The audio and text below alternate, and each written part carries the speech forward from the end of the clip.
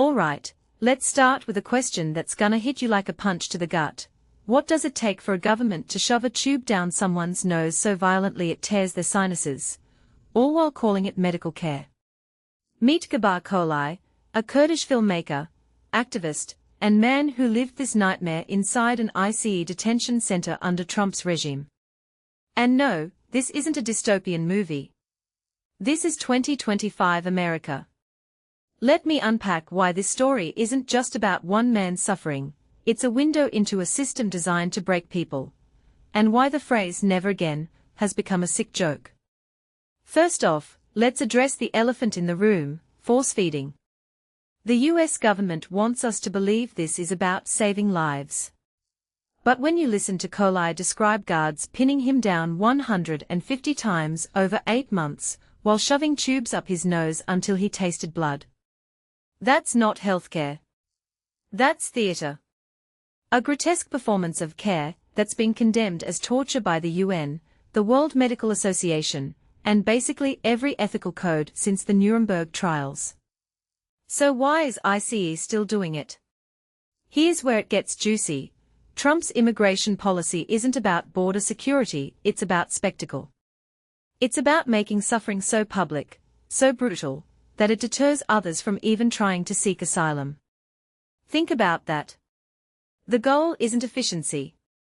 It's terror. Now, let's dissect the legal hypocrisy here.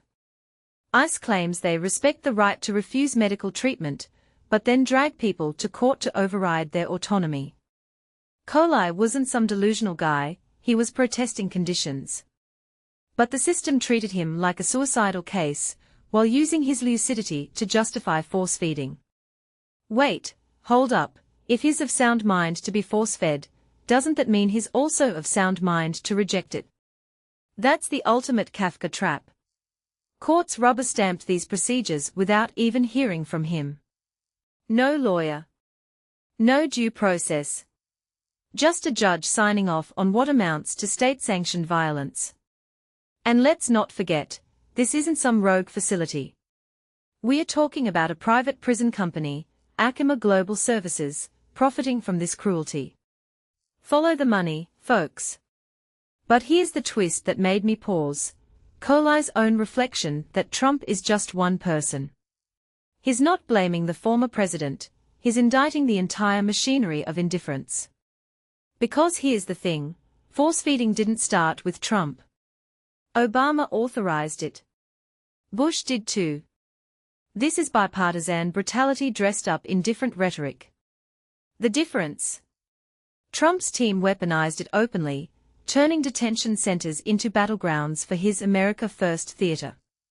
And Choli, with his hunger strike, became an inconvenient truth, a man who refused to disappear quietly.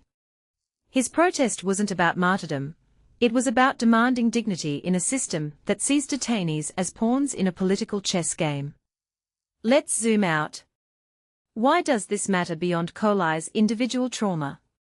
Because this is how authoritarianism creeps in, not with tanks, but with paperwork. ICE's court filings argue that force-feeding is necessary to maintain security and prevent detainees from manipulating the system. Translation: they'd rather torture someone than let them control their own body. And when judges like Olvera dismiss the need for legal representation, they are not just failing one detainee, they are normalizing a world where your rights evaporate the second you're labeled undocumented. And the most haunting detail. Choli's birthday. The guards sang "Happy Birthday" in Spanish. That moment, it's not heartwarming. It's gaslighting.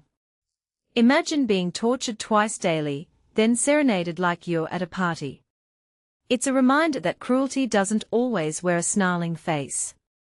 Sometimes it smiles while breaking your ribs.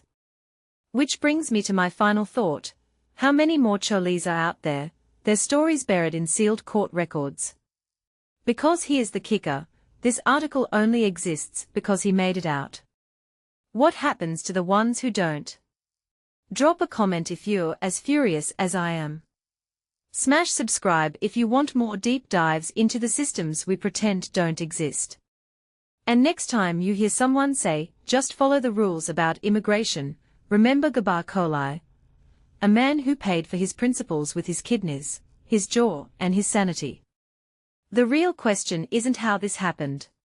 It's what we are gonna do knowing it did.